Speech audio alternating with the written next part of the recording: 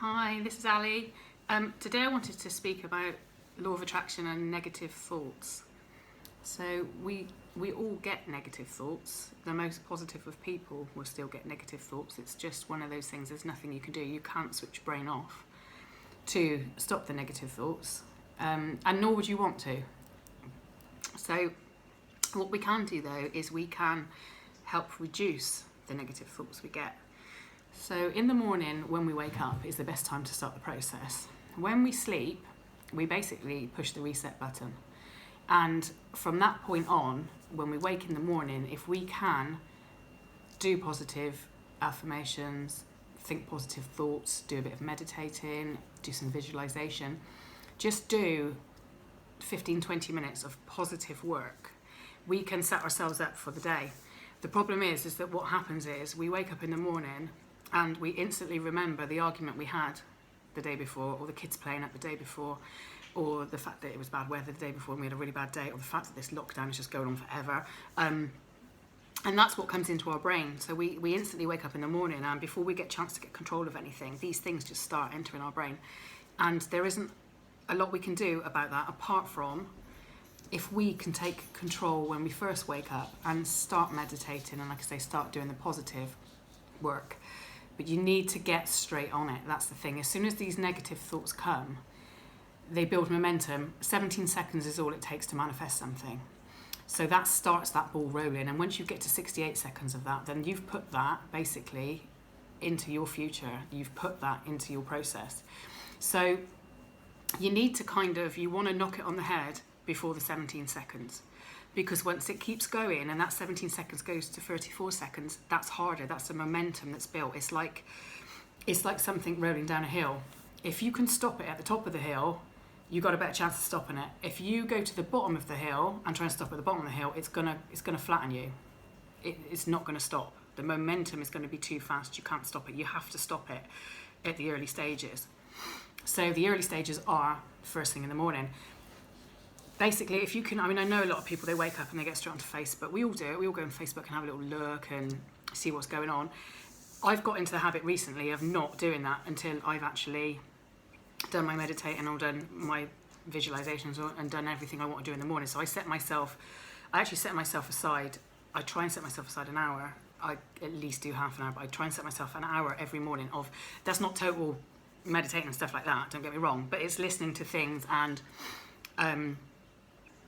just listing out positive things or listing out my intentions for the day. So I'll do a list of intentions for that day. So anything like that can take that time. You haven't got to do it all in one hit. You could just wake up, do a bit of meditating, do a bit of positive mindset, or listen to some positive stuff. And then you could get your day going, and then just, get your notebook out and write a list down. So the earlier you can start these things, the better. Because like I say, you press the off switch when you're... Oh, my dog's barking, bless him. I think it's the postman. Love him. Yep, it's the postman. He'll stop in a minute, I'm sure. In a minute, anytime. My dog really doesn't like the postman. My postman's lovely as well. There's no reason for him not to like him. Just have a crazy dog. Anyway, he's gonna start barking at the front door now. He was at the window a minute ago, now he's at the front door. And now the postman's going. He's gonna calm down now, it'll be fine. Anyway, I've lost my train of thought now. So we basically set the reset button, push the reset button when we're asleep. So when we wake up in the morning, we are a blank canvas until we allow these things to come in. So if you're going on Facebook and you're clicking through and you're looking through Facebook and you're seeing such and such posting, oh my God, so many people have got this virus now and this, and oh, we're going to be stuck in for the next, I don't know how many weeks. And if you start reading that before you do anything else, that's what you're starting your day with. So you're starting your day with fear. You're starting your day with scarcity, and you're putting yourself into a fear mode. Now, fear on an emotional scale is really low. It's a really low vibration on an emotional scale. You don't want to be in fear. You're better off actually being in anger than you are being in fear. So you don't want to be starting your day with fear. Like I say, you're better off starting your day being angry than you are being fearful, although that's not a good one either. But you want to get into a higher vibration, and even if you just get to neutrality, where you're just neutral to everything, that's fine. And then from then on, you can just go up and up. So your 17 seconds is really important. So your 17 seconds of whatever you put into your head, the first 17 seconds is what the momentum you are going to start. And then you're going to gradually add to that momentum. And then once that is in there, that seed is sown, that's what's coming, because that's what you've put in there for 108 seconds. And that is enough to sow the seed. And the rest of your day is going to then work towards that. So you really need to get up in the morning and start feeling good. You've got to start feeling good. You've got to take charge of it. At the moment, it's great to be able to get up and look out and see the sun, and that does make you feel better. So that's a great thing to focus on. Like, look out, see the weather. Yeah, I feel great. It's nice. Don't go down the road of, oh gosh, I'm still locked in. Oh, this isn't ending yet. Oh, let's put on the news and see. Don't do it. I mean, I've stopped watching the news. I haven't watched the news now for months and months, because I just don't want to know. And I keep saying to people, don't tell me numbers. I'm not interested. It's not that I'm not interested in what's happening, because I know it's really bad, but I don't want to know, because it just keeps it going in my mind that actually we're still involved in this. And if you can get your mind working on the positive things in your life, then you can forget this, and actually this will then start to die down. Everything starts to die down once you can get control of it. So the other thing is that we cannot, like I said, we cannot stop our having negative thoughts. So what we need to try and do is reduce the negative thoughts, because we can't stop them, and you wouldn't want to stop them. You do need to have a balance of, you do need to have negativity coming in, so that you know how to be positive. Otherwise you just wouldn't know. You know that you need the two. You need the contrast of everything. So the best thing to do, so when you wake up, you get negative thoughts, something's kicked off, which can happen a lot whilst you're at home with kids. So something's kicked off, instantly that's gone into a negative mindset, negative thought coming on. Oh, you're thinking, right, I've got to get out of this. Just let that negative thought, instead of giving it any emotion, instead of like fighting against it and thinking, right, I don't want this negative thought, and oh my God, I really don't want this negative thought, this is horrible, and letting it get out of whack. Don't give it any emotion, because everything that we manifest first from thinking the thought, but then we put the emotion from our heart with it, and it's the connection of the two. So if you cannot put the emotion from your heart, now that by emotion, that means any emotion. So that means being scared, that means being angry, that's any emotion. If you add any emotion to a thought for 108 seconds, that is it, that's what's coming. So you need to stop. You can't stop the thought, but you can stop the emotion. We have control of our emotions. And the more you do this, the easier it gets to control your emotions. So you need to basically the way to control your emotions is to let it just die down. So you get this thought in your head. Don't go into a panic about it. Acknowledge it's there. Let it be there. It's there. It's not going to stay for long. No thought stays for long. Let it go. Just let it go. So let it come in. Just leave it alone. Just let it float about. Do what it's doing. Just don't react to it. So basically observe it. Don't react to it. Just let it in, and then just let it go. Let it go straight out. And then replace it. Once it's gone, of its own accord, once it's gone, then consciously replace it with a positive thought or two positive thoughts. So you're actually changing the balance. So instead of this one major negative thought, let that go, and then bring in two positive thoughts. And they can be about anything. They don't have to be related to the negative thought. It doesn't have to be anything to do with that. And in fact, it's easier to not relate it to that negative thought, because the minute you go back into it, if it's your children that's caused that negative thought, and you go trying to think of a nice thing about your children at that point, you're going to struggle, because they've just put that negative thought into your mind. So instantly when you think of them, you're going to go straight back into that negative thing until it's all eased down. So the way to do it is to actually think a positive thought about something totally different that's totally not related. Get your positive thought going, and then let that build for your 17 seconds up to your 108 seconds. And then that's it, you're back into the positive mode. Now this is going to happen a lot to start off with, especially if you're new at this will happen a lot. As you get into this, and as you start being more aware, it's not controlling your thoughts, but it's being more aware of your thoughts. You do start to, it starts to become easier. It starts to be second nature to think, actually, I've had a bad thought there. and just let it go. And it also, because you're not giving the bad thoughts any strength, it actually takes the bad thoughts down, it softens them, it gives them no power. So they get weaker, and the weaker they get, then they're less likely to come in. And that is exactly what happens, is they actually, eventually they stop coming in. You'll still get the odd ones. Like I say, you still get the odd negative thought, but we do need negative thoughts to understand how to train our brains and minds to be positive. So we need the contrast of having the negative thoughts so that we know that we can do this to get ourselves out of that and become positive. So it's really relevant, but like I say, you just don't give it any emotion. Just let the thoughts, just let them go over you. You don't care about them, it doesn't matter. And then just replace them with positive thoughts. And before you know it, this will become second nature. And you'll notice that your days, you start to feel better and you start to stay positive for longer, especially if you can get doing this quite early on in the morning. Like I say, do your positive work in the morning. You will find that to start off with, yeah, you'll do the positive work and then something will go wrong. 10 o'clock, something's already gone wrong. The following day, it might be 10:30, it's already gone wrong. And that goes on. Once you get to a couple of weeks, you're looking at, do you know what? It's nearly the end of the day and we haven't had things go wrong. Because you're not putting out to the universe that that's what you want. And again, with the law of attraction, you attract what you vibrationally put out. So if you, in your mind and in your heart, if you've got negative feeling, because again, it's the feeling, it's the vibration, it's the feeling. If you've got this negative feeling, the universe will give you what it thinks you want. It mirrors you. It will give you what you think. Oh, I'll get my words out in a minute. It will give you what it thinks you want.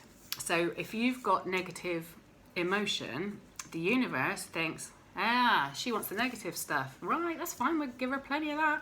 And then basically that's what it will do, is it will give you things to come into your life to make you feel negative, because that's what it thinks you want. It doesn't know the difference between negative and positive. It doesn't know the difference. So it will give you what you vibrationally put out.